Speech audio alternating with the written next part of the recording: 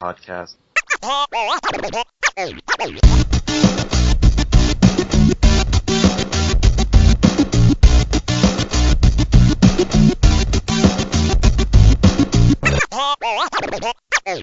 Blow it out your ass. Hey guys, welcome to episode 4 of our podcast, which now has a name, which is PvP, which is Podcast versus Player.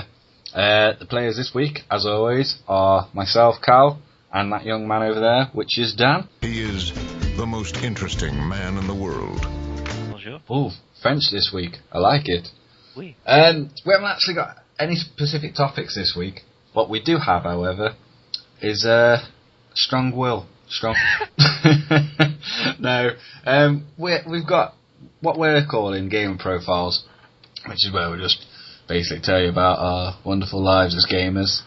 But first, we have the news.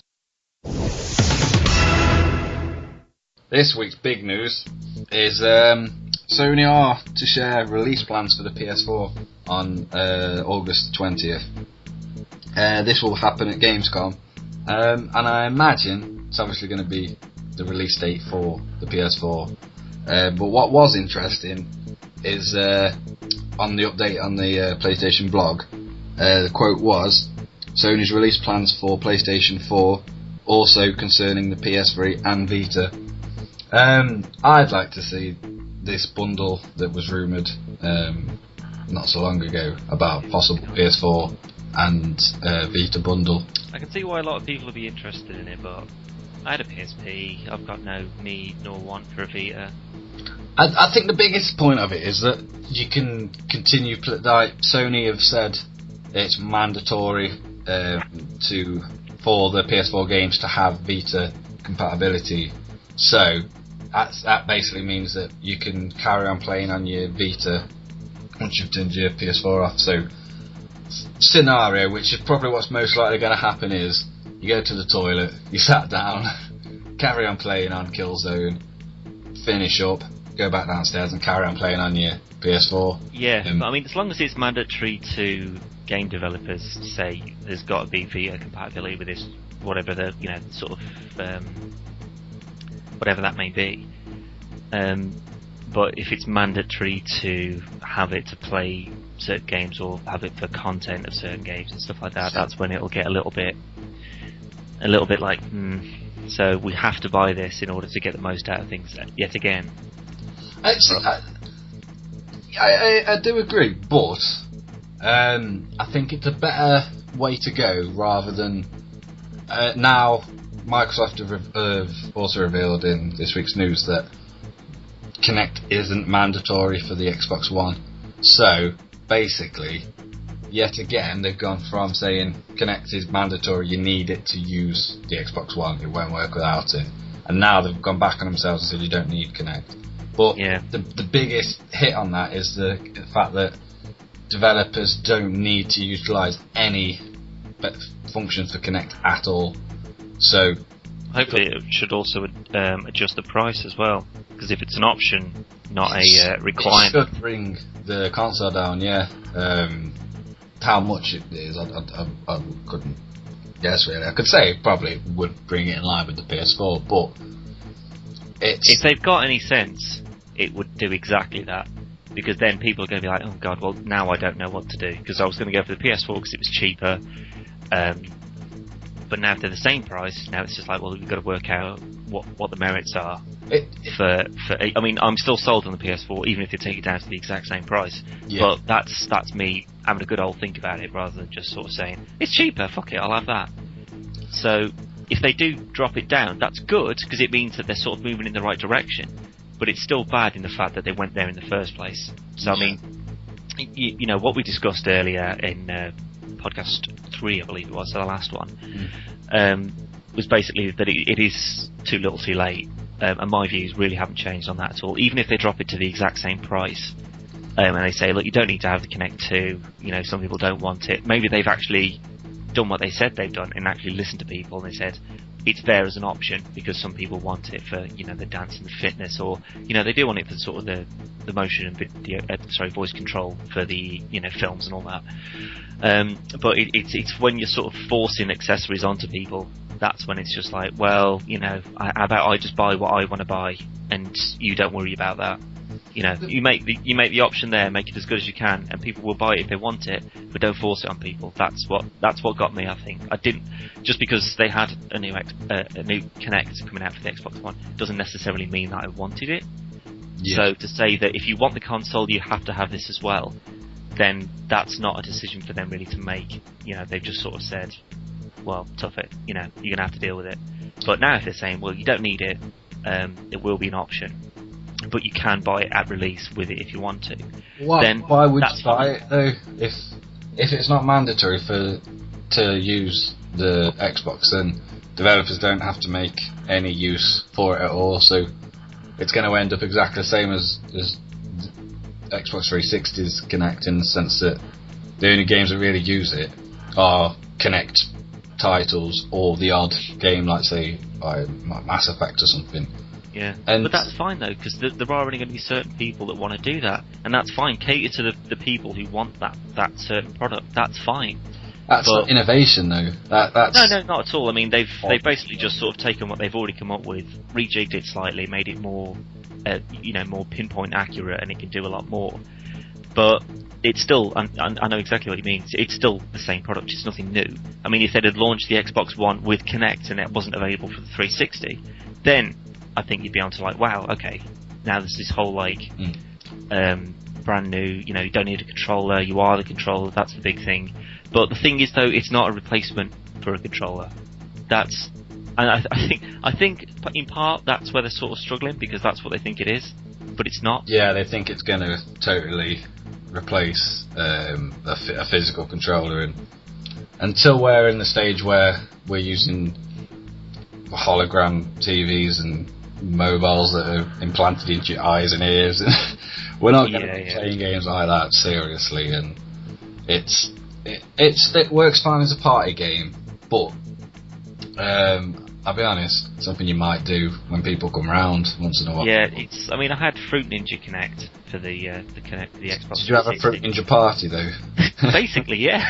It wasn't for that, but there was quite a few instances where there'd be sort of 3 or 4 of us in the house, and we go, oh yeah, we'll get Fruit Ninja Connect on, and but it wasn't because it was on the Connect, it was because it was Fruit Ninja, but on my TV. Yeah.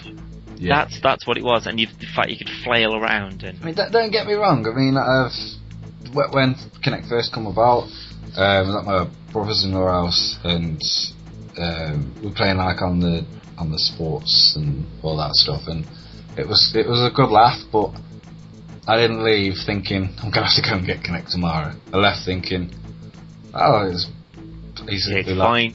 It's fine at someone else's house. Yeah, it's embarrassing.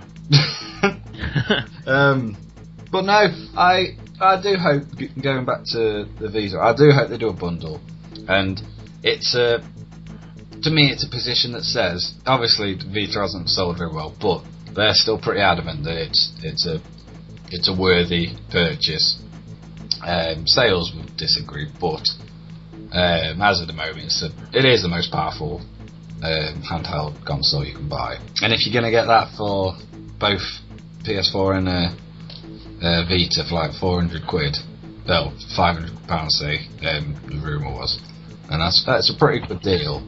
But it's another thing that goes against Microsoft, and the fact that they said they priced the Xbox One at the price they did because it was a much better hardware than the PS4, when actually, in fact, it actually isn't. But that's neither here nor there. Well, the price was for the Kinect more than the... Well, yeah, that's what bumped it up. But they were saying, like, you're actually getting thousands upon thousands worth of equipment for the price of the Xbox One. And if that is actually the case, then they're not going to lower the price, because if it is tens of thousands pound like worth that much, they were already losing like £960,000 per console. Yeah. So it's, I don't know. They're still not selling me in the case. They don't seem to think that it's the console of choice at the moment. And for me personally, it isn't. But that was the first bit of the news, though.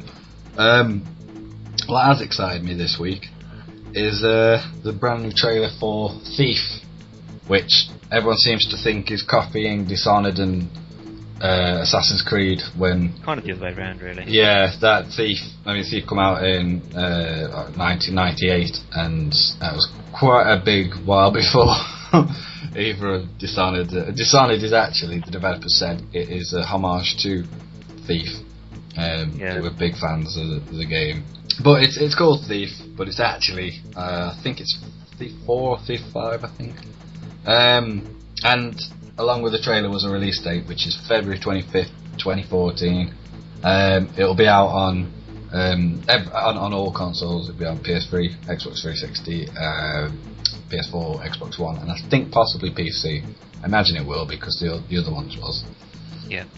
I like it. I like the look of it.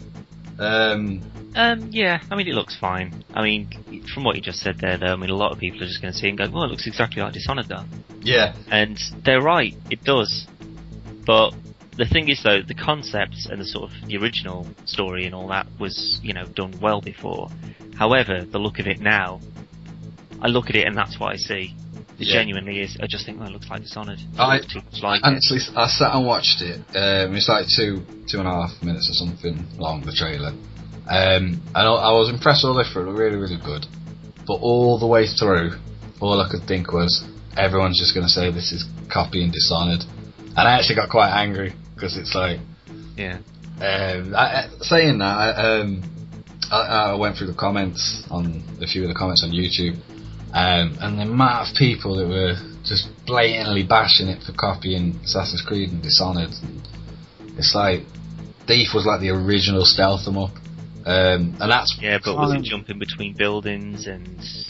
Yeah, you could scale, not to the degree of Assassin's Creed, because of obviously limitations back in the day. But I can't remember the name of it now. There was a Thief for the first Xbox, and that took the jump to like third person, and that made it a bit more platformy, but it was still very stealth orientated. But this stealth Thief was always about just Garrett making a book, stealing, trying to get as much gold and artifacts and whatnot as he can. Whereas this game seems to have an actual story that's playing out, in the sense of he's trying to take back over the city, and I'm a bit apprehensive about that, because obviously that's not like the other Thief games. But I'm going to give it a go, because I do quite like Thief. Yeah, I mean, there might be a certain amount of adaptation for sort of like more of a modern market. Yeah, I'll be honest. I want people to look into it and then find out that actually this Thief goes back a long way, and we probably wouldn't have games like Assassin's Creed and Dishonored. We definitely wouldn't have Dishonored without Thief. And maybe to a degree certain other stealth games. But no, that is out February 25th, 2014. Yeah, I mean, there's something that I have seen again this week that it just keeps on getting me. Like, whenever I see it, I just get a little bit giddy. But it was the GTA 5 online play. Oh, yes. Oh my god, I'm going to forget that. Yeah, it's just, I just get little goosebumps whenever I see it. Because it just looks mental. It genuinely looks mental. But I've watched the trailer a couple of times now, and it is just sort of like, just literally like, because on GTA 4 you had the whole free world. You could go in with a couple of mates and you just mooch about, play a bit of pool and darts, and drive around and genuinely just cause a bit of chaos. But now it's sort of giving you the entire open world again, but it's giving you a purpose within it, rather than just a whole, here's a sandbox, knock yourself out.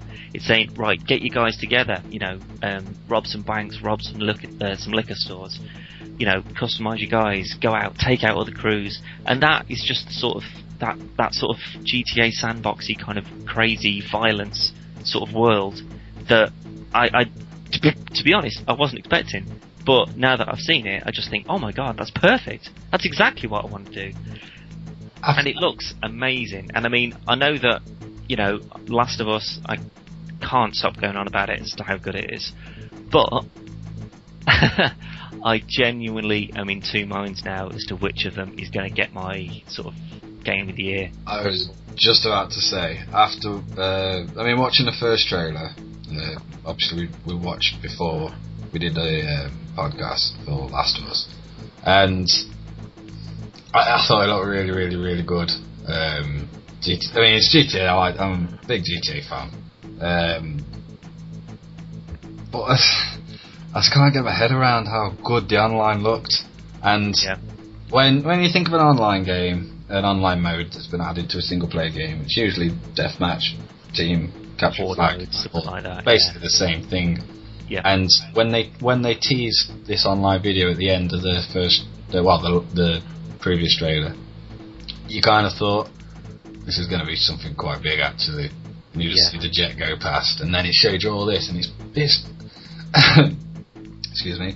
Rockstar was saying as well that they're going to be constantly updating the world. Yeah, keep on working at it. It's basically, I mean, you're going to have people doing, like you say, robbing the liquor stores, robbing the banks, doing drag races, buying apartments, going quadding, going on and all this kind of stuff, paragliding and whatnot. Horse creation, all that sort of stuff. All that stuff. And you're going to have the people just going around shooting and whatnot. But you're also going to have I guarantee there'll be a fair handful of people that will literally just drive around and walk around as if it's a real world sort of thing. I mean, we've all done it on GTA where you've stopped at the traffic lights and then you try to do the speed limit. Indicate and just think, I'll play it right. That usually lasts for about 10 minutes. Yeah, and then you kill someone. It's like, oh, fucking get out of the way, you idiot. But it's things like that got me thinking that whilst you're going about doing your business, whether it's on your own with your friends or whatever, you are going to have those people who are making up the rest of the world, and it's just going to seem such a surreal place that it really could be like an actual, not like to compare it to kind of thing. Yeah, it's like an actual world going on, and you get home from work, you get home from school or college or uni, wherever. You're going to go online, and stuff's going to have happened.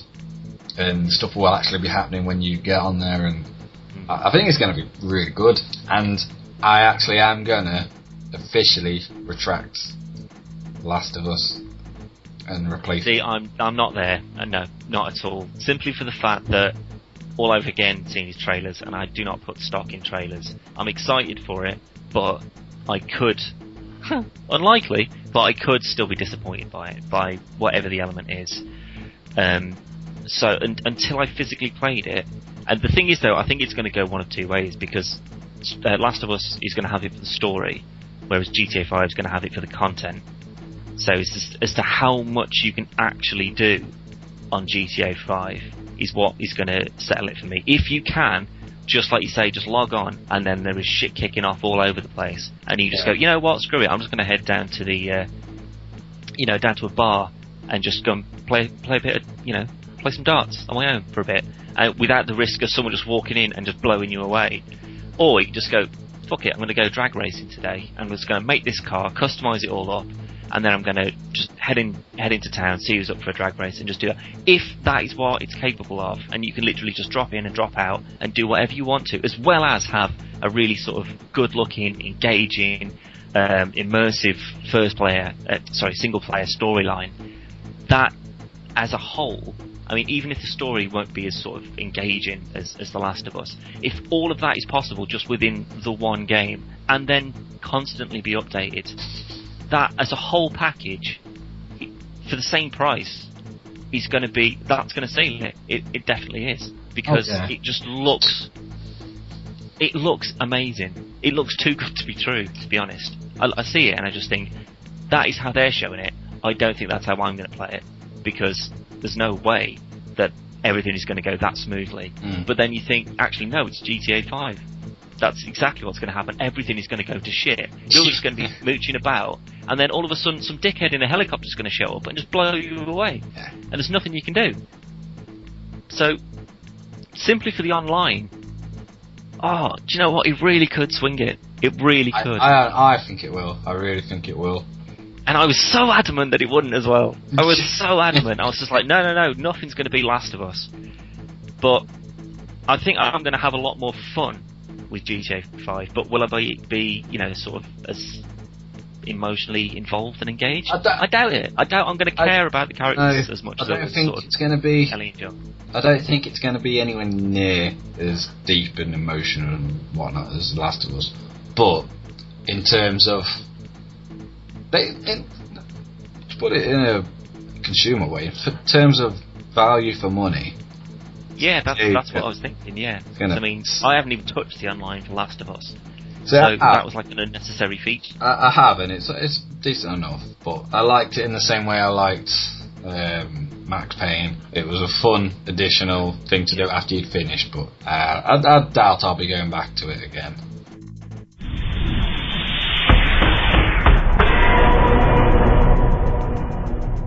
So yeah, that was the news. As always, hugely professional, and Jeremy Paxman will be proud. Yeah, relevant and in-depth and not shit. Not at all. I'll be honest, we've been doing PvP now, this episode 4, and we've never actually gone into depth of who we are, what we do, what we like, what we don't like. So, whilst you guys listen to this podcast, we're going to go on to matchmakers.com. Get personal ads made. Yeah, just let people know who we are.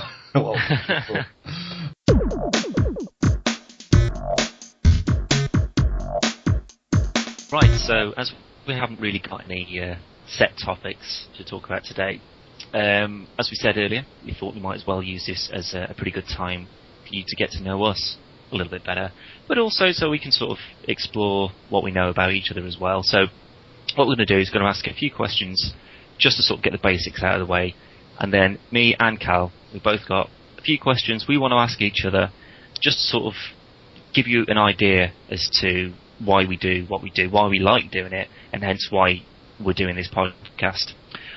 So the first 3 questions, which are going to be sort of your basic ones. Cal, I'm going to start with you. So, name. Obviously, my name is Callum. Excellent. Your age? 26. Excellent. And what consoles do you currently own? I currently own a PlayStation 3, Xbox 360, Nintendo DS, Nintendo Wii, PSP, PS2, PS1, and the GameCube. Nice selection. So, I shall reciprocate the questions. So, your name? My name is Daniel. Hello, Daniel. Hello, Callum. And what is your age? My age is also 26. Well done. You've made it this far. Ta-da! What current consoles do you own? I currently own a PC, I own a PSP, an Xbox 360, PS3, and I'm also going to include in that Digimon as well. Digimon Digital rule. Monsters. Digimon are the champions. Genius.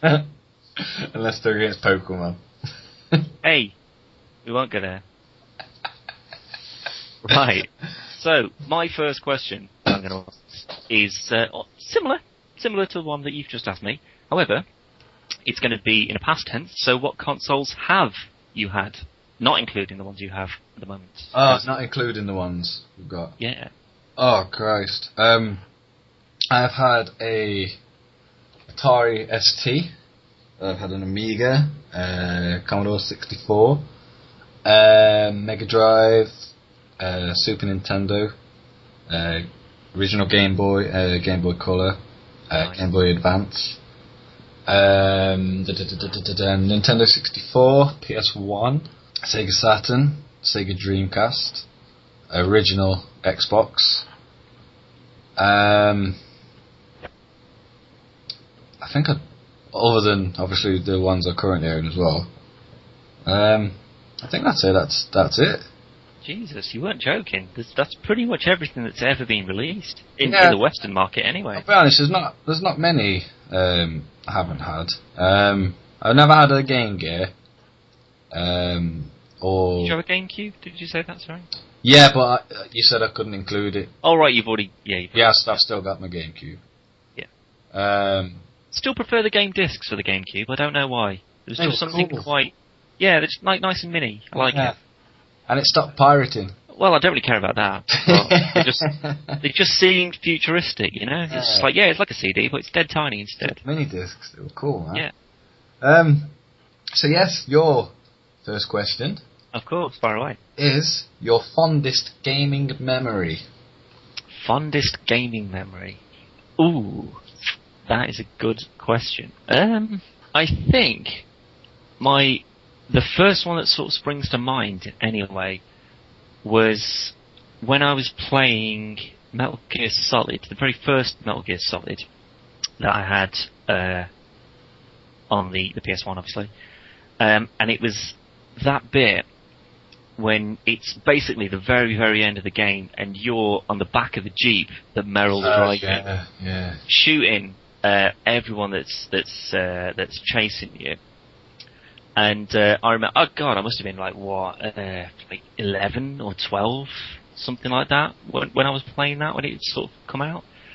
And I remember it was already late at night, right? I don't know why I can remember this so vividly, but I can. And it was dead late at night, and I just got through the whole mission, and I'd either died, or I think it was more along the lines of it crashed, and like the PS1, had just turned off. And it was my bedtime, and I know that so vividly. I don't know why, but it was definitely my bedtime, and I had my mum and my dad moaning at me. And I went upstairs, and I remember I pleaded with my dad. And I was just like, I'm at the end! I've got to do it! I've got so far, and it's all been lost! And he went, alright then. And I went back downstairs, and I carried on, and I did it, and then they got on the snowmobile, and they just left into the sunset. It was great. I love it. Ah. It's quite a nice little memory, that one. Mainly for the fact that it's not necessarily about the sort of the game itself, but about something that was actually attached to it. It was quite nice. That was the finisher for Metal Gear for me. That was quite nice. I like that. That makes the game even more special. Yeah, I agree. That is a fucking ace game. It is. I fucking love it. But I shall go on to your next question. Yes. What is your gaming food of choice? Everyone's got one. I remember before we spoke about this, outside of podcast territory, and I'd have to say, probably selection of cereals that I tend to consume while there's a cutscene on. We're just dead soggy up until. Yeah. Unless you're playing Metal Gear 4, obviously, in which case you can just eat an entire packet's worth. Yeah, I could get through a few bowls while I was waiting for Snake to finish smoking his cigarette. Yeah. But, cereal aside, I'd probably go with cheap Co-op Frazzles, which are like bacon fry crisps. Yep, I have a packet of those on my desk. Ridiculously tasty. Or, failing that, sometimes I'll actually be quite healthy and have a banana. Well, that's nice. I like that. When you said a selection of cereal, I thought you were going to say like a selection of cheeses, or a selection of pate, so it's like upper class gaming, something like that. Yeah, I don't like that. A bit of duck liver. I'd much rather have a packet, a bowl of Golden Grahams than even touch pate. Oh my god, pate's amazing. Pate is disgusting. Oh, if I could eat a GameCube game covered in pate, oh my god, that'd be amazing. Oh, Jamie Oliver. Yeah, definitely. Moving on from edible GameCube discs covered in pate, or fish shit as I like to call it. Oh yeah. Your favourite game ever? Favourite game ever? Ever. Well, Jesus. Now, see, is that something like as in the one I've played the most? Or the one I've enjoyed the most? Obviously the one you've enjoyed the most. I've played a lot of games, that I can't stand. I really don't know. Actually, a better way to form the question: your favourite game where you found yourself, even whether it's during play, we haven't actually finished it yet, but like, say if it was a really old game and you'd go to school and all you'd do, you'd think about it and you might like draw some of the things in one of your books at school, so like something like that, like something that's proper like took over your life.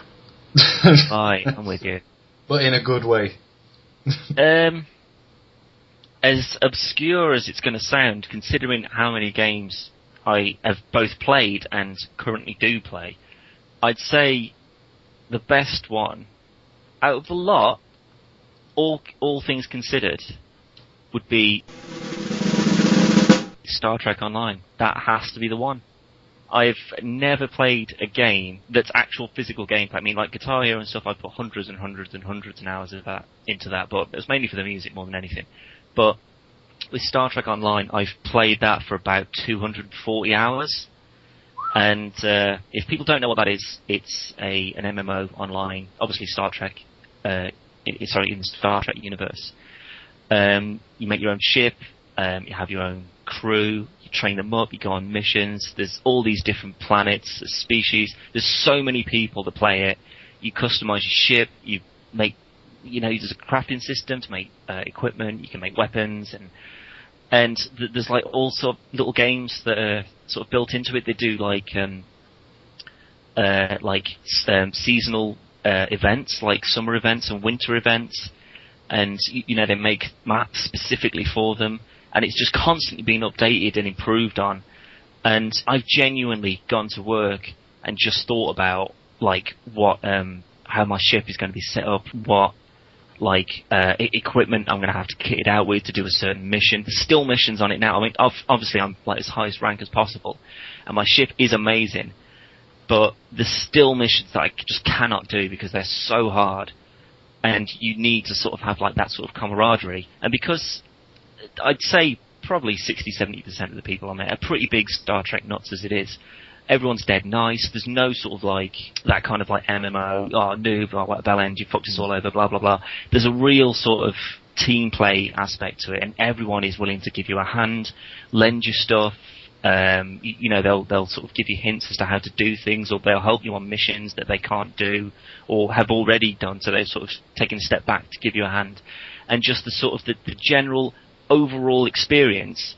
I've never sat down and played anything to that extent and put that much time and effort, not necessarily money. I mean, it is a monthly subscription thing, as most MMOs are. But I don't really buy any of the DLC that comes with it. But if there is, well, when you pay for the subscription, there's like a certain amount of the in-game currency that you do get back, and then you can use that on other ships and upgrades and all that, all that sort of stuff.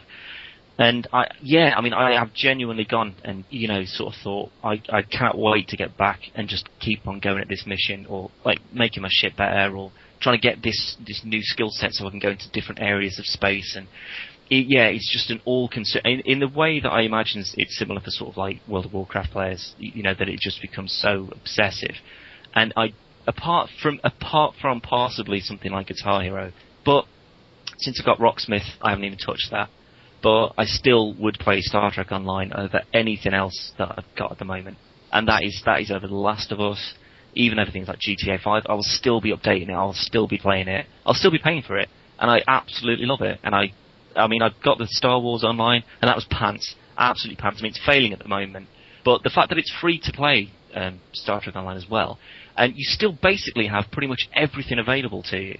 But with if you do pay for it, there's certain things you do get access to. You get a slightly bigger inventory. I mean, the potential for it as well, to sort of like upgrade to things like have your own starbase, and all that kind of really cool stuff that comes from a really popular MMO. So I'm really hoping it does sort of get bigger and grows and just becomes even better than it already is.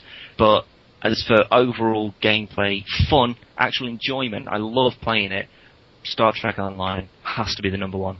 So it's a bit like Animal Crossing. Exactly, yeah. Only in space. Sounds pretty good. Yeah, I mean, to be honest, I mean, it's kind of like, it's one of those sort of questions where it's just like, what's your favourite song? It's just like, well, put some context on it, you know. Patron Saint of Lies and Fakes. Sorry? Patron Saint of Lies and Fakes. That's my favourite song. Alright, well, prove me wrong straight away. But for me, like, I just wouldn't be able to... It would depend on what day you ask me, what time of the day, what I've been doing. It would differ every time. But Star Trek Online, the only thing that would stay constant all the time. This isn't live, so if you do change your mind... yeah, I can sort of go back and change that. Okay, well that was a pretty in-depth one, but I think it's a pretty in-depth question, so, you know, I think it had to be covered. It's like an onion. Yeah, it's just layers and layers and layers. So, question 3 for you out of this list is, what is your favourite genre? Ooh.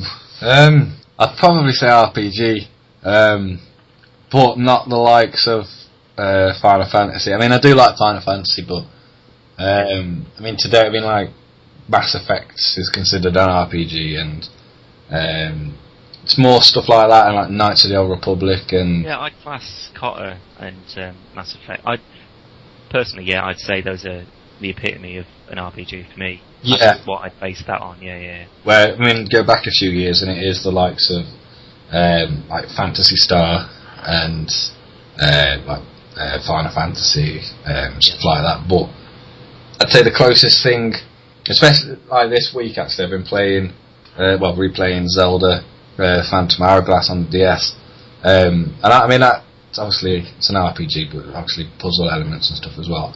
Yeah. But I do tend to find that RPGs hold a lot more of my time. I mean, I can't say how many times I've played Knights of the Old Republic 1 and 2. Still really good games, and Mass Effect 1 and 2, not a massive fan of 3, but was pretty decent. And then other than that, really,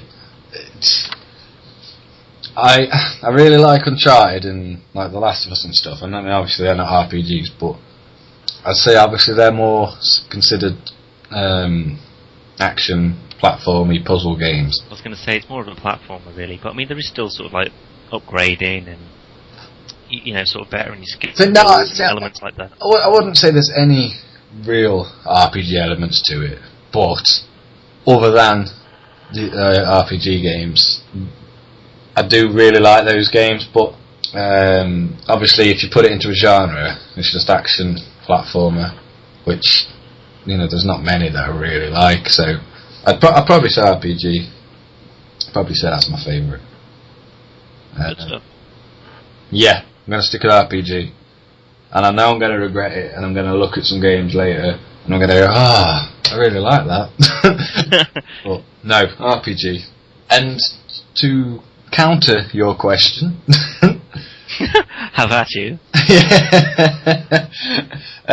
Your favourite game character? Favourite game character? That's a pretty good question. Now, see, there's a few that sort of spring to mind straight away, like Snake, Solid Snake, obviously. See, I was sort of inclined to say Master Chief, but I'm really not that bothered as to sort of what he gets up to or anything. Really. After the last podcast, you are in no way allowed to say Master Chief. Yeah, I'm just trying to think of sort of the big ones, really, and, you know, it's to... I don't know, then there's people like Lara Croft and like Nathan Drake, sort of like those kind of adventurer, cool people. I'd say probably the one that I sort of was interested in the most as a character would be Shepard from Mass Effect. Like, yeah. Because I think what got me about Shepard was the fact that it wasn't just like kind of like a, you know, like a Last of Us kind of thing that you mentioned before, where it's just like you're just sort of following them through their story. It was just like, this is my Shepard. He's going to be trained in how I want him to be. He's going to talk how I want him to talk. And he's going to be good or evil as I dictate. So the fact that this character was just so badass and just had like the whole galaxy like rallied behind him, and it's because of the decisions that I've made. But he's still such a kind of like relatable, because you sort of make him relatable to yourself. because he's just like, well, I think she's a dick, I'm going to punch her in the face. And he goes, oh, I can do that. Okay, fair enough. So, like, I could really sort of, like, get behind that. And, like, when Mass Effect 3 finished... You can get behind punching women in the face. If they deserve it. But, like, at the end of that, it was a kind of, like, it was just terrible. But, that's sort of like, oh, you know, you can save the world, but you kill yourself, and blah, blah, blah. But he's genuinely, like, one of the only characters that I sort of think I really want to see him in something else, and I want to know what it's going to be about. Or if they were to make a film, I'd want to know who is going to be cast as him. I want to know how they're going to do it. In the same sort of way that, you know, I mean, obviously we sort of formed the Uncharted Saviour League, because, you know, there was going to be Mark Wahlberg as Nathan Drake, and we just thought that was a terrible choice.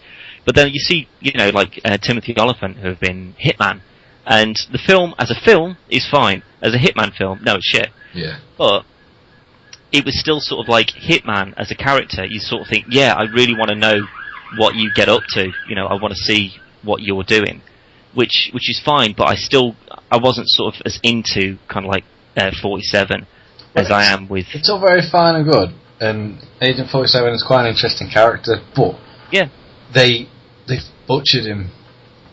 He wasn't even a clone. I don't know. I don't know what the hell that school thing was at the start. I don't know.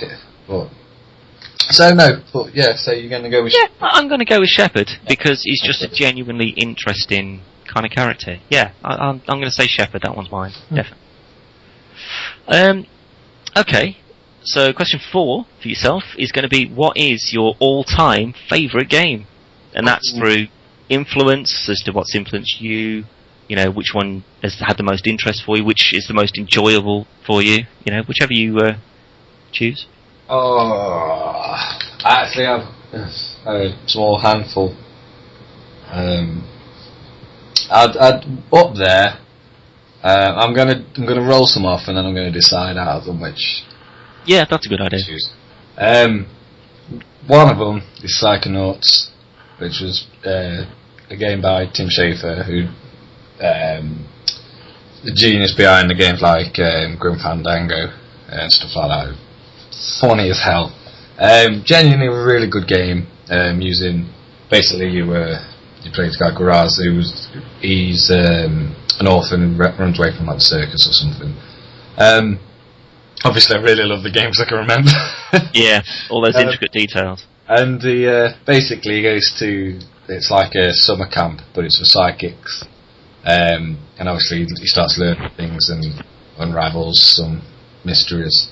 And obviously, go on an adventure and stuff. But it was really tightly knit platforming / adventuring with obviously psychic abilities. But it was horrendously funny. To the point where, you know, it could have made a really good film, like a kids' film. It was so good. I really enjoyed it, but even though it was widely acclaimed and really well received, it didn't sell very well. It was like kind of an unknown. Even though they'd had big hits in the past, they were still relatively unknown, and so obviously it didn't get a lot of exposure. But no, I'd say Psychonauts is up there. Knights of the Republic, as we already said. Don't really need to go into detail on Knights of the Republic. No, not at all. I think it is just one of those. You only need to say Knights of the Republic, no one goes, yeah, genius. Yeah, really good game. Not to be confused with the Old Republic MMO. No, hopefully not. But no, Carter 1 and 2. I'll probably sway more to 2. I actually played 2 first. And then I played 1.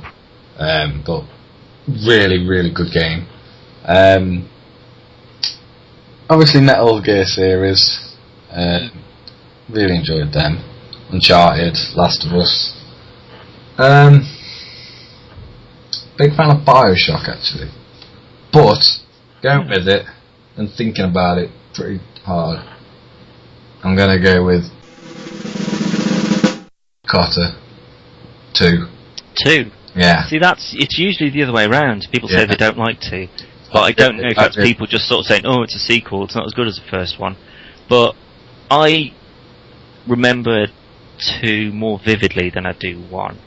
but I preferred the characters from 1. You know, sort of like Carlos and Bastilla.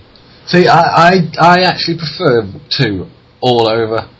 Graphics were a little bit better. It controlled a lot tighter. Yeah, I prefer the combat system in 2. It was basically the same, but they polished it up, and it worked really, really well. It was actually the first game that not made me cry, but made me that angry and upset that I could have done. If you haven't finished Kotor 2, to be fair, you shit. It's such an old game, but spoiler anyway. Where you, I can't remember the name of the planet, but it's the end of the game, and you're going after, oh god, what's her name? Freya. Yeah.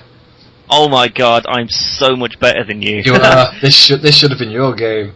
Oh. But you've landed anyway. Oh, you've crashed, sorry, and the Ebon Hawks died, and everyone in it's dead. And I actually stood trying to use force powers to raise the Ebon Hawk. And I just didn't want them to die. And then, obviously, after a good 20 minutes of failing miserably, I stormed through then and literally slaughtered everything. Yeah. It was just, I was that attached to them, and I'd actually just got the handmaiden to fall for me. No way. I put a lot of time into that. So no, yeah, Kotor 2, favourite game. That's a good call. I'll give you that one. That's a really good call. Going the opposite, your least favourite game. Bayonetta. Next. See, I knew you was going to do that, so I actually merged 2 questions into as it reads, least favourite game / least favourite game character. Right, okay. Yeah, game, Bayonetta. Simply for the fact... Some people go mad for it, all that kind of over-the-top killing stuff. And if you're into it, I'm sure it's an absolutely great game. But it's nonsensical, the music is terrible, there's no explanation as to what the hell you're supposed to be doing. What? She's got massive boobs. I don't care. I really don't care. So's Lara Croft. That's fine. Go and play a bit of Tomb Raider. But, like, I played it, right? And I mean, just so you sort of get an idea of it, just in case for whatever reason you haven't decided to go and play it. Like, the opening mission is like you're falling through the sky infinitely, apparently, fighting someone. You've got guns on your shoes for some reason. You're just falling through the air. There's like these weird angel demon things trying to attack you. And then you end up in a graveyard with someone singing "Fly Me to the Moon." And I'm just thinking, no one's told me what the fuck I'm doing yet. No one's told me, like, this is you. This is what you're doing. And it just winds me up. Because, I mean, that's the sort of market that, you know, they sort of love in Japan, where it's just everything's like proper over-the-top crazy. You don't need to know about the story. No one really cares about it. It's just about how many combos you can get in the next 20 seconds. And playing it frustrated me that so many people really liked it. It genuinely did. Because it was just so bad. I mean, this is obviously just my personal opinion, but it is without a doubt one of the worst games I've ever played. Because it was just awful. Like, none of it made any sense whatsoever. I mean, logic in games, as I pretty sure I've covered before, and that's what I kind of like. In the sense that I don't like things like Skyrim as well. I mean, Skyrim is hugely beautiful, you know, massive world, so much detail to it. But you can shoot someone in the head with an arrow, and they don't care. That bugs me. That really bugs me. It's like, if you shot anyone in the arrow in the head with an arrow, they're dead. If you shot anyone in the arrow with a head. Either way round.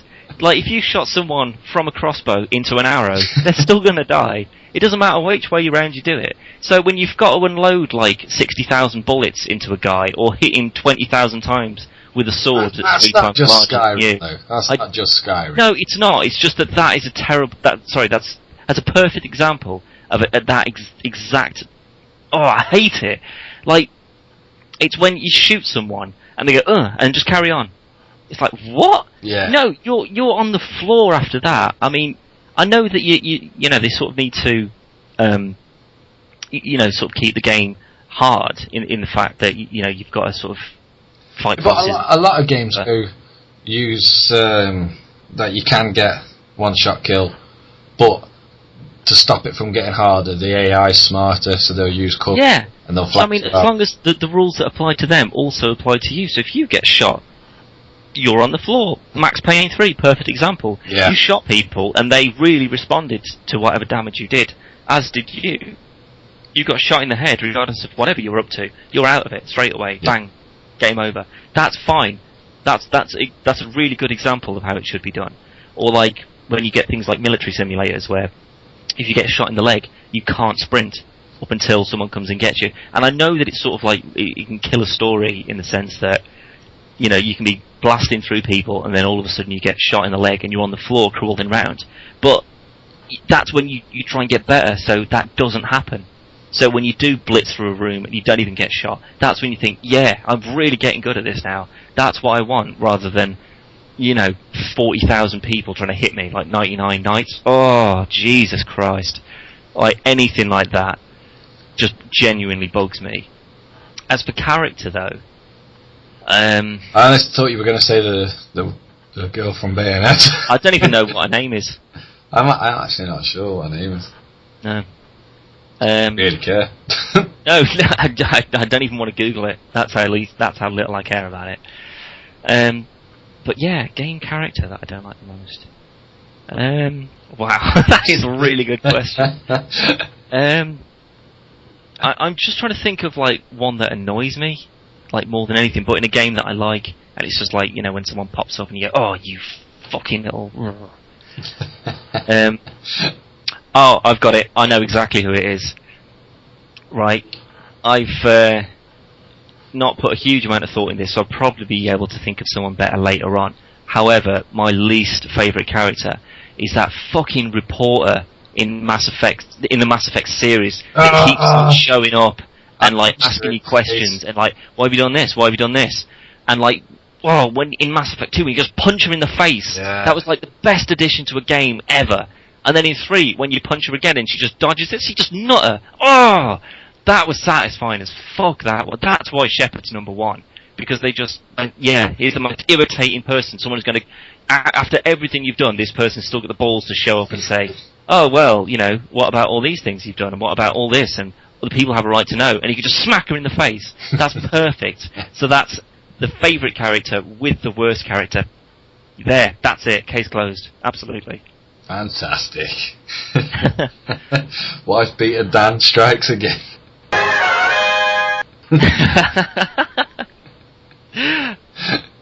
Just to clarify, Dan doesn't hit women. No, I try not to. Only in games. Yeah, that's when it's allowed. Right. So, question number 5, halfway through.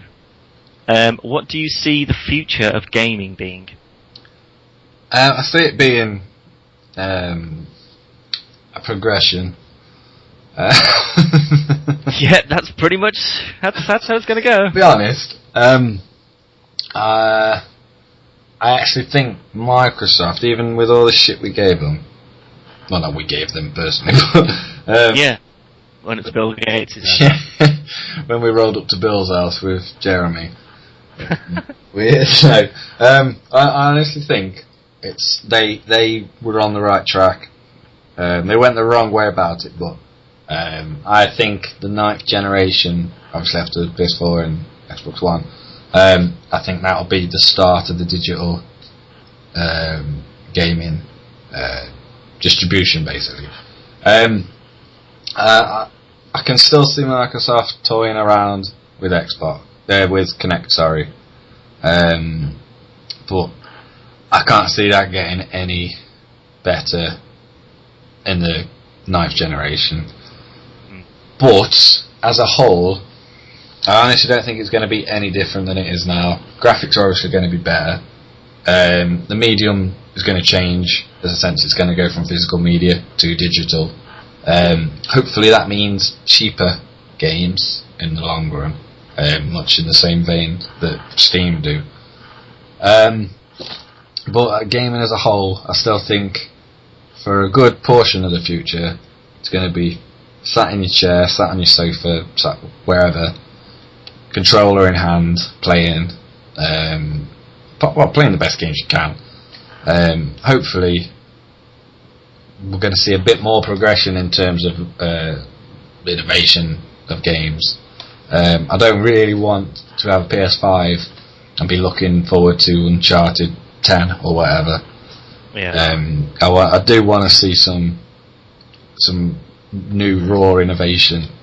And I'll be honest, I don't think we're actually going to get all that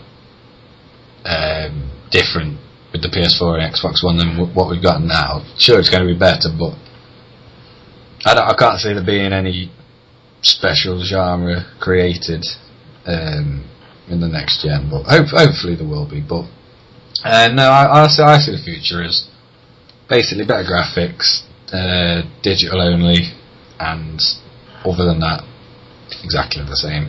Fair enough. Yeah. Cynical. No, I'd say it's pretty accurate. I mean, other than the sort of another attempt to try and push for more, motion controlled rather than physical handheld controllers. Actually, I'd like to add. Actually, I think it's going to vary on what the in thing is at the minute. Obviously, when Kinect came about first time round, people saw it as kind of like an innovation to a degree, but basically they saw how well the Wii did, and they just made that better. And in the same sense that when the original Wii came out, it was innovation because it was something new, but at the same time it was basically going, well, for all these generations of consoles we've had control, we've gone from like the keyboard on the Amiga to the joypad of the Xbox. So what can we do this time round? So they changed it, and then with the Wii U, obviously tablets were a big thing, so they incorporated a tablet as a controller. So I think depending on where we are in terms of media, i.e. tablets, smartphones, motion technology, etc., I can't see there being anything vastly new in terms of technology and gadgets enough to make them go, well, that's quite a good idea, so we'll incorporate that, much in the same way that PS4 will use Vita for second screen gaming, as will the Xbox One use Smart Glass. So basically they're all kind of like just jumping off each other, and until one of them makes that jump, which would have been Microsoft if they had stuck to the digital only,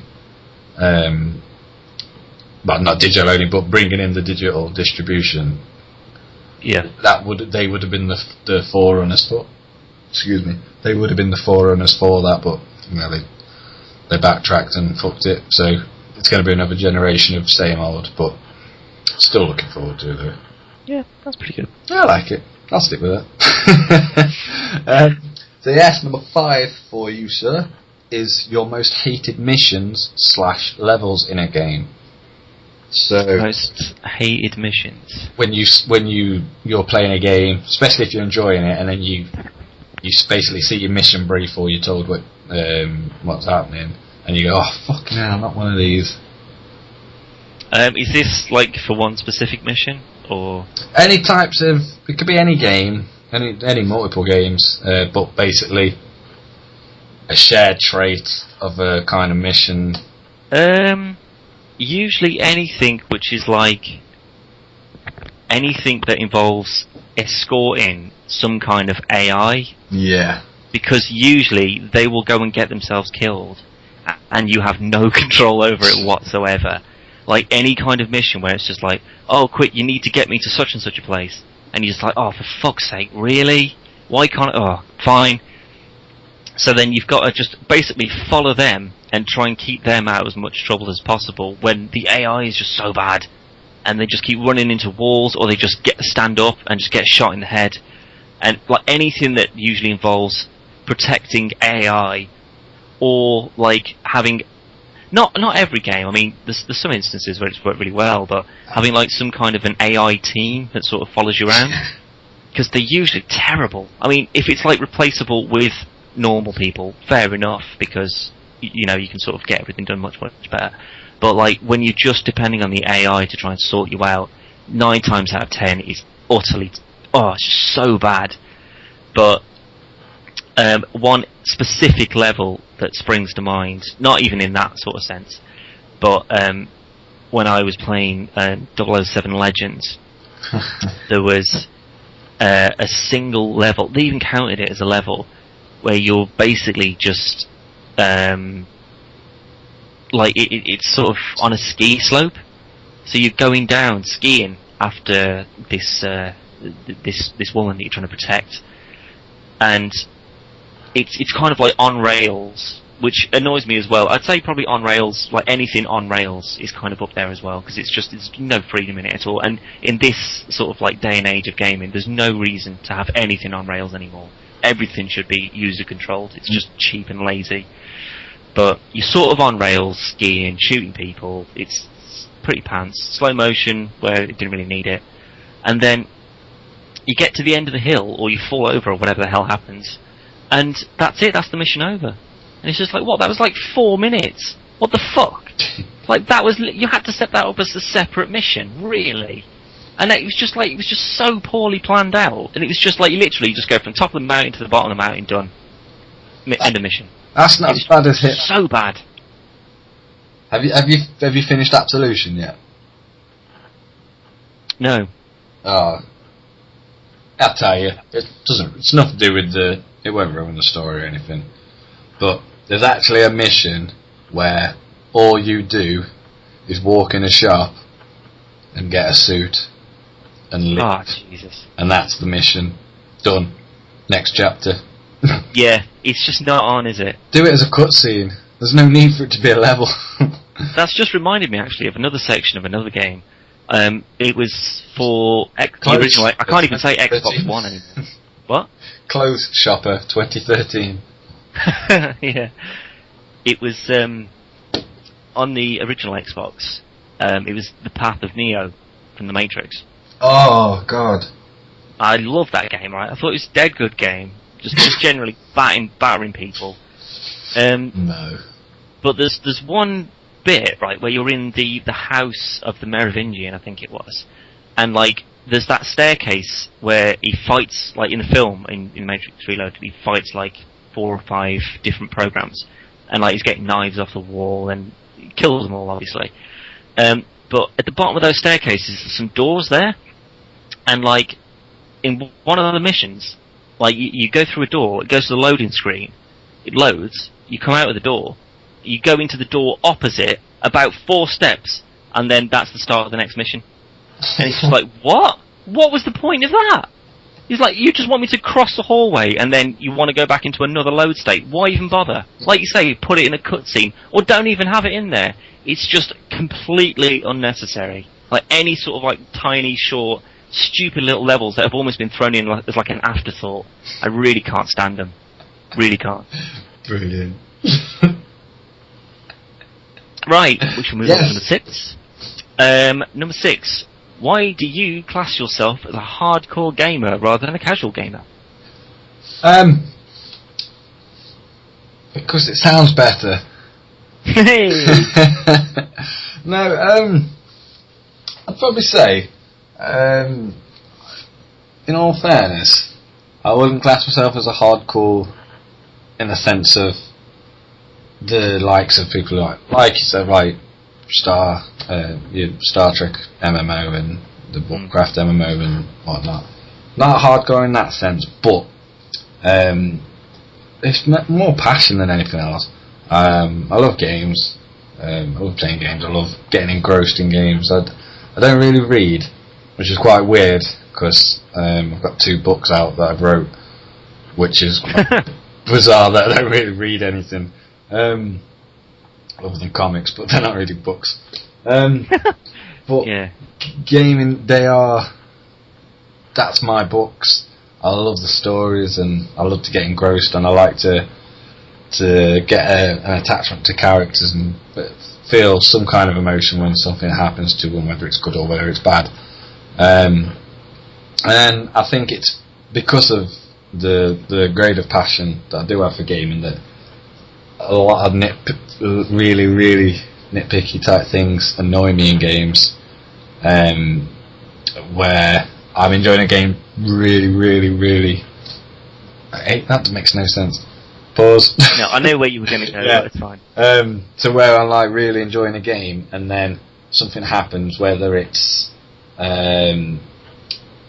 there's actually a bit on The Last of Us, and we went through it on the episode 2 of PvP, where we spoke about the water effects in The Last of Us, and that didn't bother me as much as it bothered you. But what did bother me was the times where I'd go to walk, and Ellie or Tess or whoever I was with would be in my way, and I'd walk into them and they wouldn't move. And it's like, that's just killed the immersion there for me. And it's little things like that that really frustrate me. But in the same sense, it's, I mentioned before Mario 64, obviously on the Nintendo 64. When I first played that, I was in awe. It was a massive, beautiful, colourful game that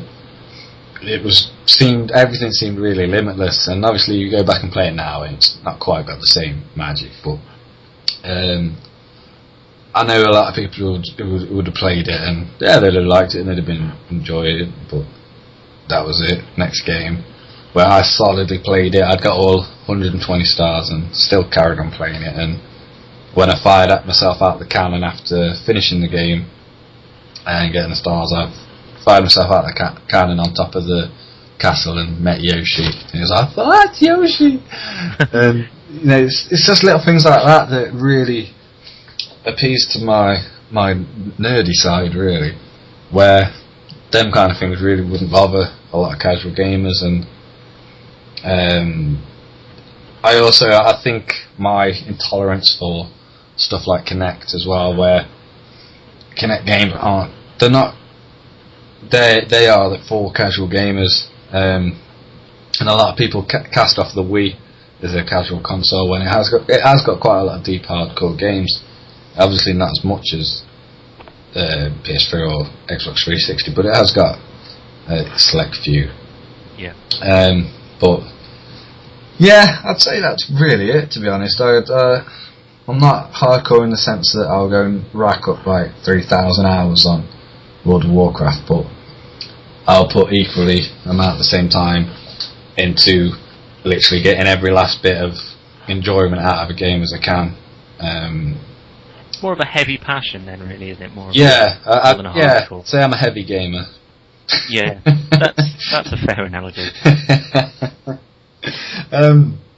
And on that, I'd say your favourite console ever. Favourite console ever? I'd say it's got to be the original Xbox. Simply for the fact that sort of opened my eyes, really, to the potential of games. I mean, things like, cause, you've mentioned you had an Amiga and, a Mega Drive, and so did I. I had an Amiga and everything was on a floppy disk, and it just seemed like that it was almost like, sort of like IT students that was kind of knocking all this stuff together. So I mean, it was fun, and, that you could still sort of get a few good hours out of them, but, there wasn't anything really sort of like too invested in it. Obviously there are sort of examples that I won't go into. But for the original Xbox, it was just kind of as like, although obviously I had a PlayStation 1. Well, no, not a PlayStation 1, a original PlayStation, the first PlayStation. Yeah. And there was titles on there, your Metal Gears and your Final Fantasies, and that kind of stuff, which really kind of started a lot of franchises. And they were really good, but personally for me, it wasn't until I went out and bought. I think it's because I bought it myself as well. That was like the first console I actually went out and I worked for, and I bought it, and I had. Oh Christ, what did I buy? I only got something stupid like a wrestling game, a golfing game, and then I got Halo 2.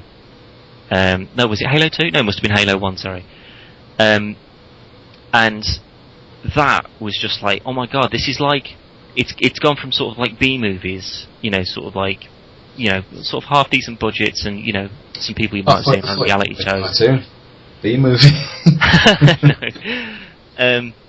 To sort of like you know, it's kind of really stepped up for me now. It's just like, wow, they're actually spending a lot of time and a lot of money and a lot of effort in making these games now, and it's, you know, it's not just like any idiot can just sort of put some coding together and knock a game out of it. Cram it into a radiator. Yeah, it's sort of really turning into, I mean, things like, oh, excuse me, cut that out as a burp. But one of the sort of apart from the sort of the original Halos, which obviously really made the Xbox Live experience, I think that was partly it, the fact that you could sort of you could play it online with your mates, and that was, I mean, there was elements of it in, you know, other sort of consoles, but that was the first one that I owned where I just thought I don't have to have people around to sort of play games with them. Yeah. And that was a really, really nice kind of new addition to gaming, where I thought, you know, this is something that's only going to keep on getting developed. There's going to be more money pumped into this, and obviously that's exactly what has happened. You know, it's turned into this huge mainstream billion-dollar industry. But there were games on there that were just so sort of refreshing, like Conker Live and Reloaded. I mean, I know it's an N64 game, but I never played it on the N64, and I played the reboot on the original Xbox, and it was just so funny. And the graphics were so good, and it was really, you know, the controls were really clever, and there was all this crazy stuff you could do. And that was the one that sort of really, I mean, I was just sort of like, you know, your Game Boys and your Amigas and Mega Drives. I just had those because, you know, I'm not a very sociable person at the best of times. So I don't want to go out and, you know, go clubbing and whatever. So I sort of like to keep to myself, and that was the way I sort of like to keep myself occupied. And then when I got the original Xbox, that was really what sort of like, and obviously like things like Knights of the Old Republic, yeah, which was that, and number 2 was on that as well, wasn't it? Yeah, they were both on PC first, but oh right, yeah. Well, I mean, it was just that kind of that feeling that I got from it was unlike anything else that I actually that I got from any of the other ones that I've consequently bought or had before that. Yeah. So yeah, I'd say that the first Xbox, that's what really settled me on what I want to really do as a proper sort of hobby. Right, okay. What we got for number 7? If you could design a game, where would you draw your inspiration from, and what would it be about? Now, my friend Phil and I had already made this game. Well, we hadn't made this game, but we'd come up with an idea. And basically, you are like a climber, going up like Mount Everest and stuff. And it's like a kind of like a simulation game, but with action elements in. So basically, climbing up Mount Everest or some other mountain. And you have to survive as you're going up, and obviously you have to stop and make camp, and obviously you need to keep warm and stuff. Yep. And basically there's no, if you die, you die. There's no save points or anything. It's if you make it to the top, success, and a helicopter will come and get you, and then you've done it, well done, move on to the next mountain. If you die, you die, you start again. And we had a whole thing into it where obviously you'd have like a stamina meter and health and hunger and warmth, etc. And it was a very complex game. And obviously if you were hungry, you couldn't really climb very far. But you couldn't go to sleep because, you know, you'd be too cold because, you know, you're too hungry. So you'd have to eat. You'd have to like start fires and stuff. So basically, what I like to call, it never had a name, so I shall call it Ridiculously Challenging Mountain Climbing Survival Edition Extreme. Now available on Well, I have to say that does actually sound like one of the most boring games I've ever heard of. Yeah, I never He's said... just walking up a mountain for hours on end. I never said it was going to be like your Uncharted. However, what I did decide would make a good game is Arrow, the TV show. And it's basically a mixture of Batman Arkham City, Hitman, but obviously you play as Arrow. And yeah, I always thought Arrow would make a good game, but now I'm sticking with my Mountain because we put a lot of thought and effort into it, and you know it's not going to sell millions, but you know there's 4 people that'll buy it. Yeah. So yeah, that is my game. Jeremy Paxman is actually on his way to Rockstar now. Yeah, I can tell you how that the details. He seems pretty positive about it. I'm sure he does. He said if they say yeah, he's going to come back in a blimp. So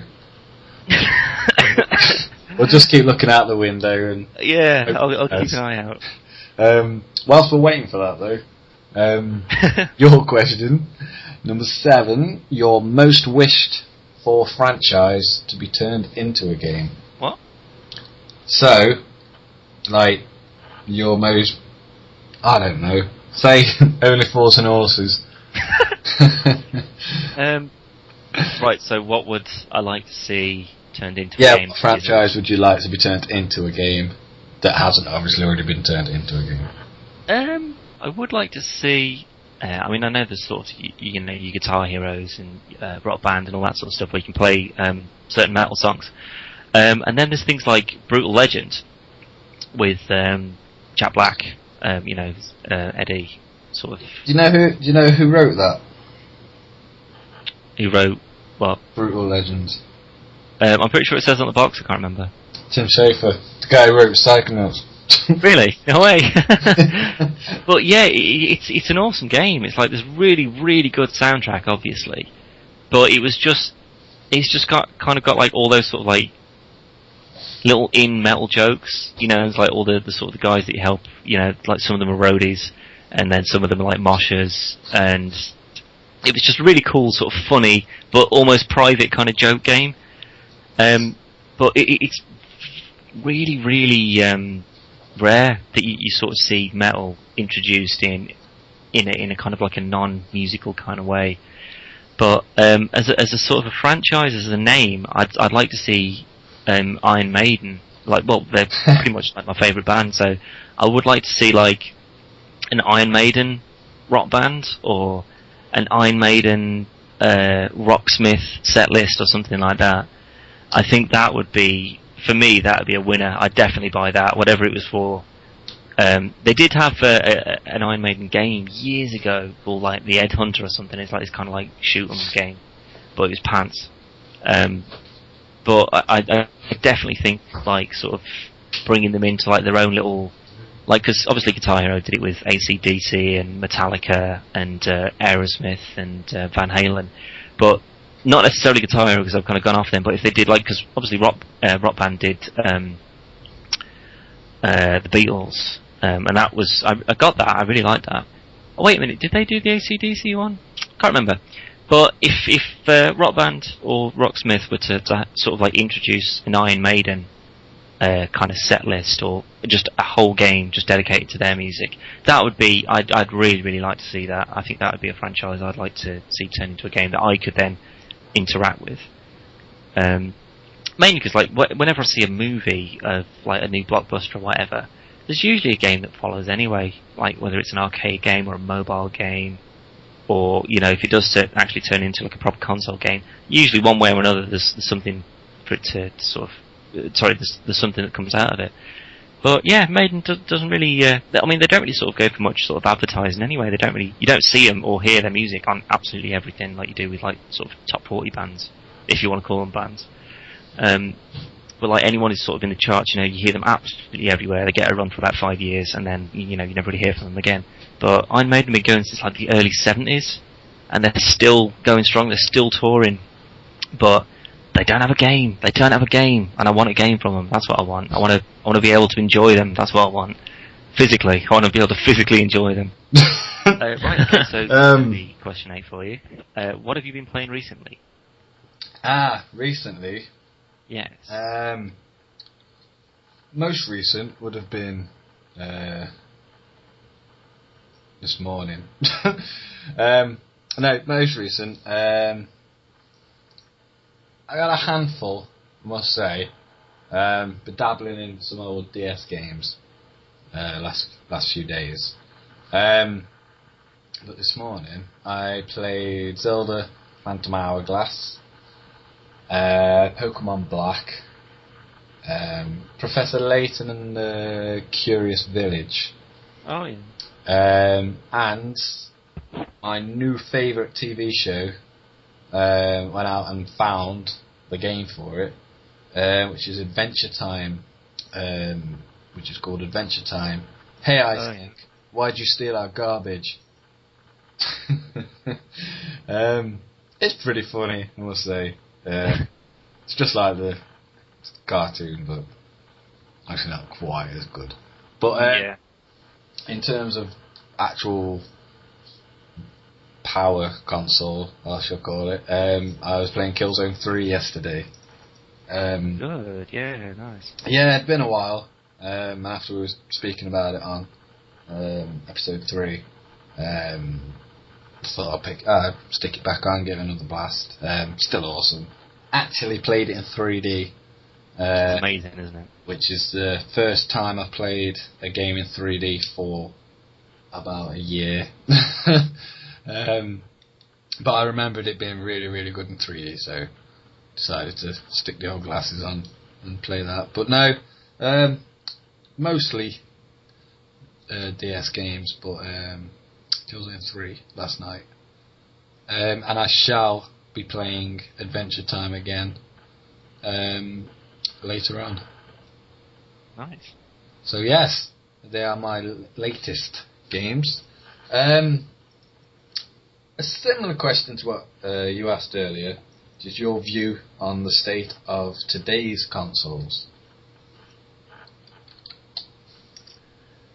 On the whole, they've kind of petered off.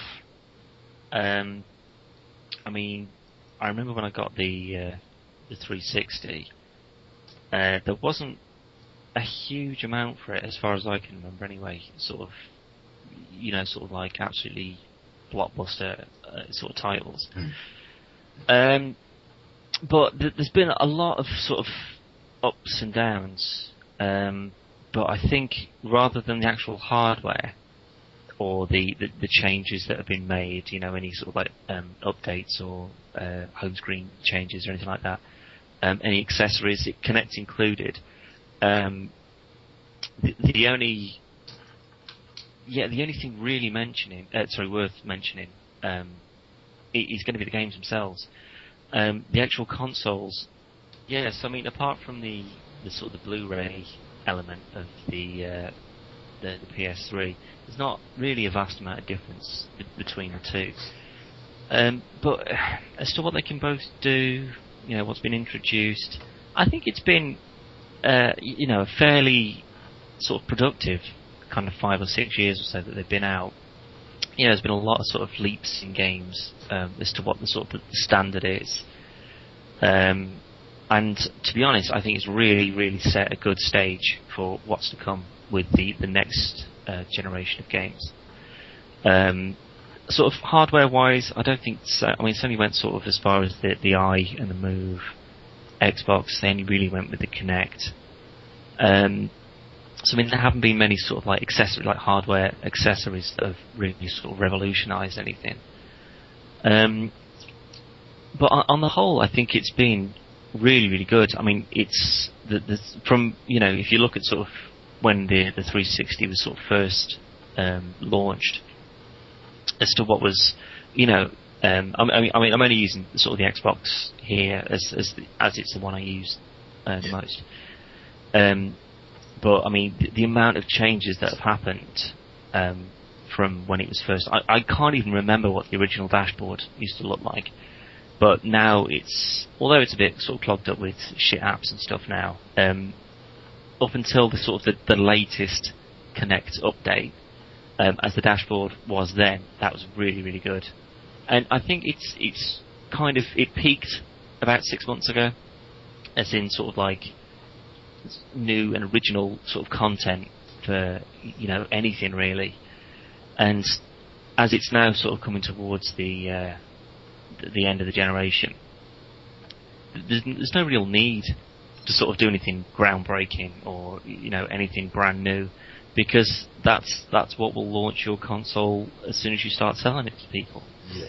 So I think on the whole, the amount of fantastic games that have been launched with the current generation, I'm not going to go into them now, it'll take too much time, but there have been some absolutely amazing titles. And as even if you just look at the sort of progression over the last sort of 10 or 15 years, it's phenomenal as to how far things have actually come. And to think about what it's going to be in the next 10 to 15 years, I genuinely can't sit here and predict what is going to come out. Yeah. I mean, there is going to be some utterly amazing stuff, and I'm really, really looking forward to it. But yeah, I'm glad I had both a 360 and a PS3 for this generation. And I assume I'll probably get both of them again in next when they're PS4 definitely, but the Xbox One when it's at a slightly better price.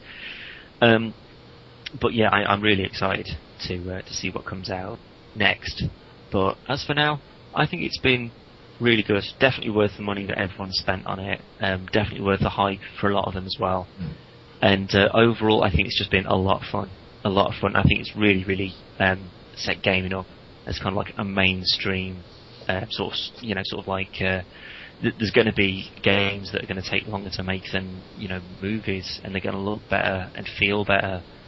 And yeah, I really, really enjoyed this generation, and I'm really looking forward to how things are going to turn out. I think it's done a really good job. I can agree with that. I can agree with that. Good. I'm hoping you would do. Okay, question number 9.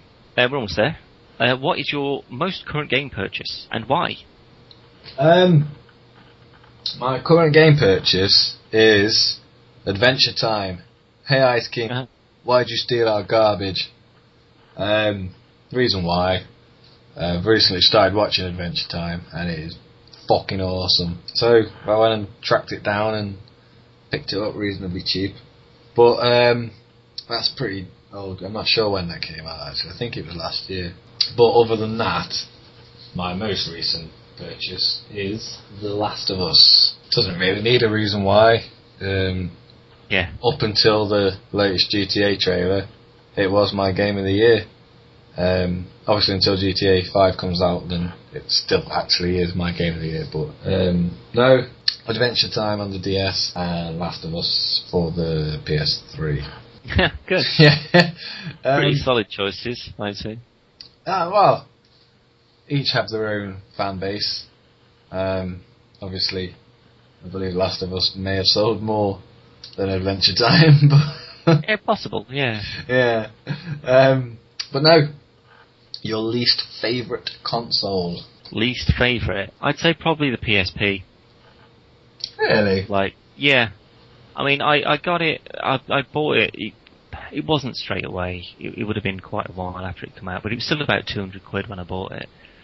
And it was just underwhelming, really. I mean, I bought a few games for it. I got Crisis Core, possibly the only redeeming feature of it that I can think of that I've had. But the graphics weren't great. I mean, compared to, like, say, I got, for example, 007 From Russia with Love, and the majority of the missions have been taken out, like the driving missions had all been taken out because obviously it couldn't handle it. The graphics weren't very good. I don't like the sort of... Sorry? The graphics for From Russia with Love on the console equivalents weren't that great anyway. No, but you can tell. You can tell it would have been better.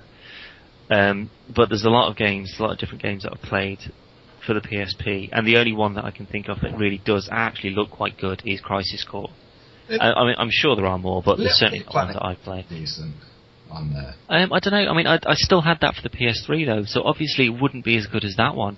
So yeah, I'd buy them, play them at the same time. Well, relatively, because the PSP version came out quite after. But I was still playing Little Big Planet PS3 when I got Little Big Planet on the PSP. And it wasn't as good, but it was still really, really good. Yeah, no, I mean, like I say, I'm pretty sure I mentioned in one of the other podcasts, I mean, I've had it in a drawer for about 3 years, and I just haven't even turned it on.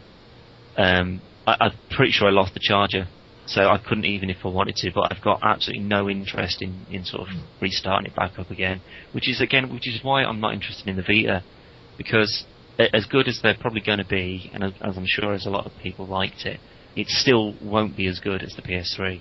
Obviously. It won't, but that's the thing. I mean, if it's supposed to be a go-between, no. I remember I took it to work, a place I was working, to play a game, sort of like over, like a kind of a multiplayer, like an over the internet multiplayer. I genuinely can't remember what it is now, but it probably just some sort of like Tekken or something like that, some sort of fighting game. But it's just that there's nothing been exclusive for it, apart from, like I say, Crisis Core that I got because I was a huge, and am still a huge Final Fantasy VII fan. But other than that, there's not been anything that's come out on the PSP that I've even been remotely interested in. I mean, the only other thing I could probably think of would be Peace Walker. I was going to say, but you can get that on PS3 now. Yeah, but how long after? True, but it would have been, it's the HD collection though, isn't it? So it would have been revamped as well, so it would be better for a console rather than a handheld. So if I was to get a handheld to play a handheld full time, I would probably get like a DS, like a 3DS or something like that, because it just makes sense. I don't know why, but it's Nintendo, it's comfortable. I like the screens, As much as I want a Vita, and I will pick up a Vita at some point, whether with a PS4 or on its own. Yeah. I want a 3DS purely for Pokemon. Well, that's it. But I mean, that again, that's an exclusive to that, isn't it? Yeah. But for the PSP, I don't know if it's going to be any different for the Vita, but for the PSP, there's no titles that are already so well established that I'd want to go out and buy one. You got Uncharted. What, there's an Uncharted for the Vita? Yeah, purely Golden Abyss. Oh, and that's a standalone, is it? Yeah. That's fine, but I don't know. I've got 1, 2, and 3, and I like those for the PS3. But I don't know. It's still out of every console I've ever owned or probably played, it's probably the most just underwhelming, and I wouldn't say disappointing, but I just didn't really play it. I didn't click to it at all. I didn't really like it. The only problem with it was, other than, I mean, to be fair, like I said, it wasn't a massive selection of AAA games, but my biggest problem with it was it only had one analog. Yeah, that was a bit weird. I didn't really like, because it was like a flat analog stick as well, wasn't it? Yeah, it's a nub. Yeah, and it didn't really feel comfortable to hold. It felt like my fingers were still going to slip off every time, I was sort of moving to the left or whatever. It would just sort of flick back, and it didn't really feel comfortable in my hand. Not as like, cause a DS or a 3DS, they feel just dead comfortable, and like ergonomically they make sense in your hand, just like an old Game Boy does. But this, it was just kind of, I don't know, it was just a weird shape, and there wasn't enough about it for me to just say, I definitely want to play this more. Like I say, I haven't touched it in years, and I'd take it around with me, like when I move and stuff, but I doubt it's going to get played, if at all, very much. Well, there's not going to be any new games out. So. Yeah, but I mean, I've still got Crisis Core, I still haven't finished that, so that's still something to do with it. Exactly. So, but yeah, as for the most sort of disappointing or most underused one, definitely the PSP for me. That's going to be the one. And on a kind of a similar note, actually, for your final question, this is kind of like a 2-in-1. So I would like you to sort of answer for the both of them as well. But which consoles and games would you choose to kill, marry, and avoid? Oh. As it's a 2 question in 1, do you want me to put on a persona for the other one? Why? I don't know. Yeah, alright. Why not? So, what's the question again? You just want to do a Persona. You don't even care about what you're talking about. Right. So, which consoles and which games, not together or one or the other, both of them, would you choose to kill, marry, and avoid? So, kill, you just want to wipe out all trace of it ever existing. Marry, something you'd happily play forever and ever, until the day you die. And avoid, however you want to take avoid, really, as to whether you're something that you're aware of it, but you have absolutely no interest in sort of going there, or as to whether you've played it, used it, and you just really don't want anything to do with it ever again. Answering as Callum, consoles, I would kill the Sega Saturn. Yeah. I would marry an N64. I thought you were going to go PS3 there, I'll be honest. It was someone and I. Can I have an affair? No. I'm torn. I loved my N64. Really loved my PS3. But I loved my original Xbox from Carter. Mm. Can I have... Like you said, I've got Knights of the Old Republic 1 and 2 for my PC now, so... Oh, yeah, but that's not a console. Well, Can I marry a Sony Xbox 64? You can do, but I think you'd be hard-pressed to find one. No, PS3. I'm going to say PS3. Right, so you're going to marry the PS3? I'll marry a PS3, and I'm going to avoid Ouya. What? The Ouya. It's an Android console, like home console, but it's Android. Oh, right. No, God, I've never even heard of that. Yeah, it's a pretty poor name. Yeah, a little bit. So that's what I'd avoid. So I'd kill Sega Saturn, I'd marry my PS3, and I would avoid Ouya. As games, I've decided I'm not going to do a Persona. Oh, I was looking forward to it now. Alright then. For games, as the Persona, heard of Harry? Okay. If you couldn't understand the name, it was Herbert Harry. I'll bring whoever it back. the fuck that is. I don't know, I've made it up. Oh, right, okay. As Herbert Harry, I'd, ooh. Trying to try doing that without it being so perverted. What game would I kill? Oh. I need a lozenge. I would kill... for games, I'd kill Alpha Protocol. I'd marry... Knights of the Old Republic. Nice. And I would avoid Naughty Bear. Ooh. I also noticed that I started off as kind of like a Cornish farmer, and I have since gone off to sound a little bit like... If you're listening, viewers, and you know who I sound like, I actually sound a bit like if Sean Connery and Terry Wogan had a baby. Yeah, Terry Wogan, that's what it is.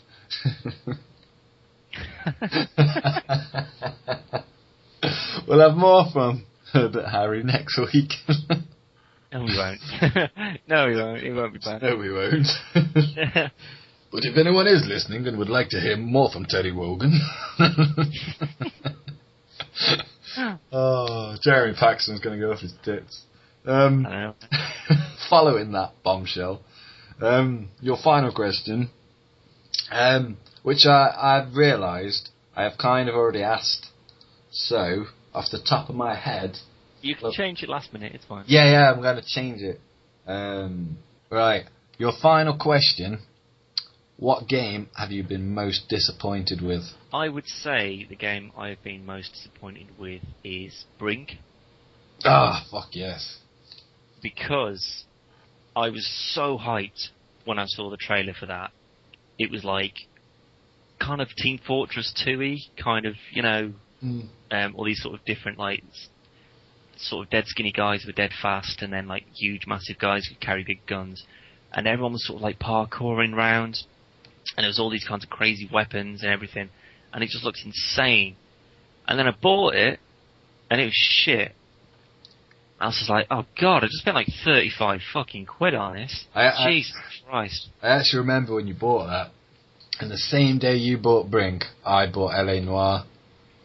Oh, what a tragic mistake that was. Yeah, and I actually remember you trying to find some reason as to why you chose Brink over LA Noire. Yeah, I still can't think. You couldn't think of one. It's another perfect example of why you shouldn't trust a trailer. Yeah. Especially if it's not gameplay footage. Because it was so different as to what I expected it to be. They made it out like it was just this beautiful free roam, kind of like Mirror's Edge, but with like guns and turrets and stuff. Sort of like if you mix Team Fortress 2 and Mirror's Edge together, that's what I was expecting. Yeah. And it was shit. It was nothing like either of them.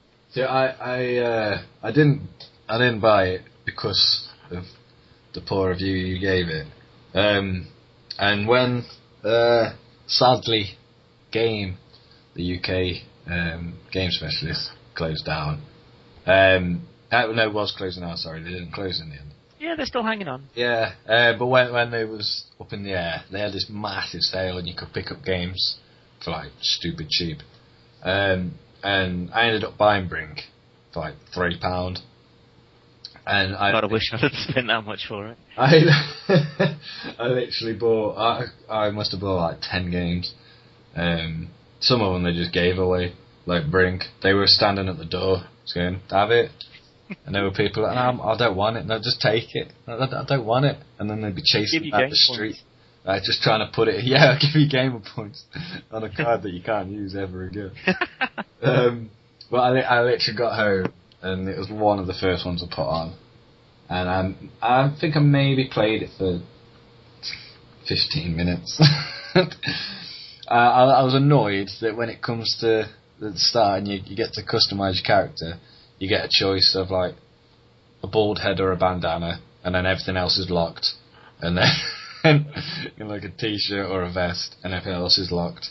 It's like, well, that's not really customising, but whatever. And then it comes to playing, and I don't know what the fuck was going on. And the element where you could just run at something and then you'd automatically jump over or you'd automatically go under didn't work.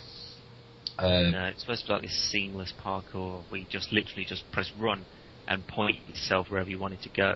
Yeah. And it would you'd point yourself at the wall, and then when you hit the wall you'd look up at the barrier, and then you jump onto that and then flip over it, and it just didn't happen like that at all. And it was like the story mode was just like these sort of like individual, kind of like Left 4 Dead.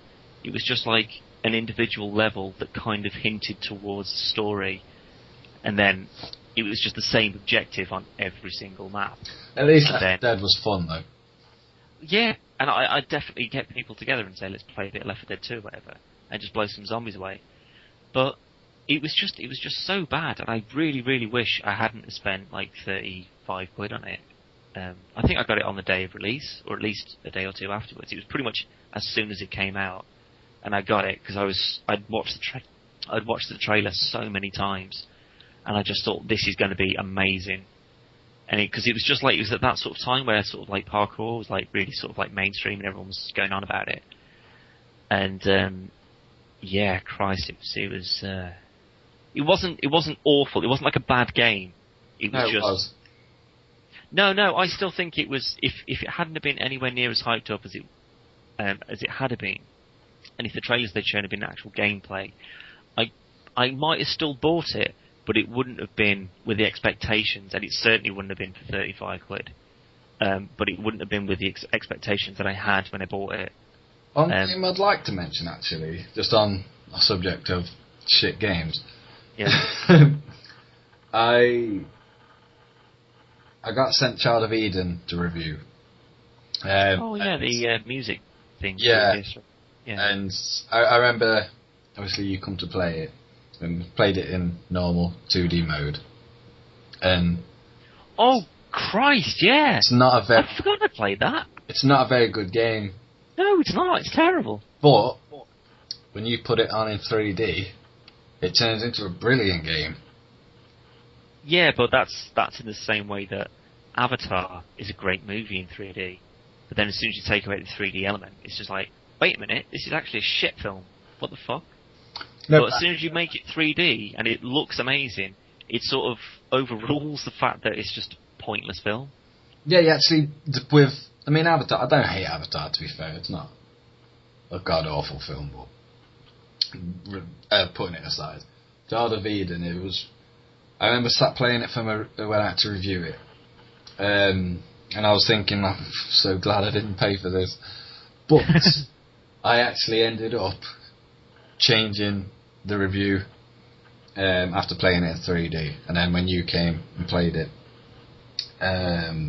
you basically had the same assumptions where this is pretty shit. And then flicked it onto 3D, and still not amazing. But yeah, it redeems it a little bit. Yeah, and I'm not saying 3D would have made Brink any better, but fucking Christ, no. But with what you were saying in the vein that if it hadn't got the hype that it had, I went in expecting something that it wasn't. Yeah, and if they'd have been sort of more honest with it or more truthful, or maybe even if I'd looked into it more than I had done, then maybe I would have bought it. Certainly not when it came out, but I would have known what I'd been buying. Yeah. And I could have been like, actually, no, I'm not really into that. But it's just like, well, it's got some sort of parkour elements, and there's, turret buildings, and you've got to advance and all that. And I'd be like, yeah, it'll be alright for sort of, a bit of online, about 15, 20 quid, push, 20 quid. But I was expecting it something to be so different. I was so disappointed when, I say that, actually. Yeah. I actually retract that last statement, because I paid £3 for it and I thought it was shit. So, there you go. Well, I haven't played it in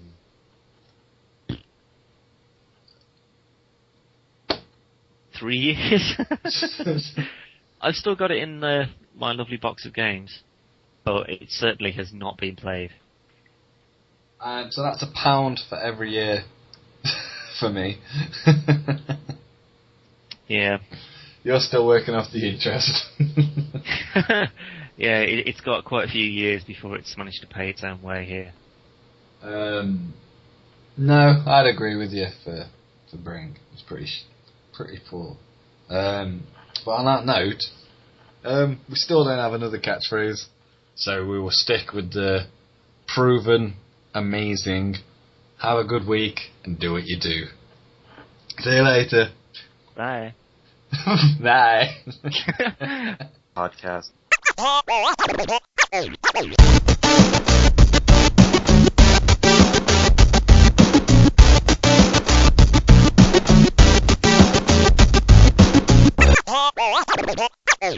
That was a failure of epic proportions. Unacceptable.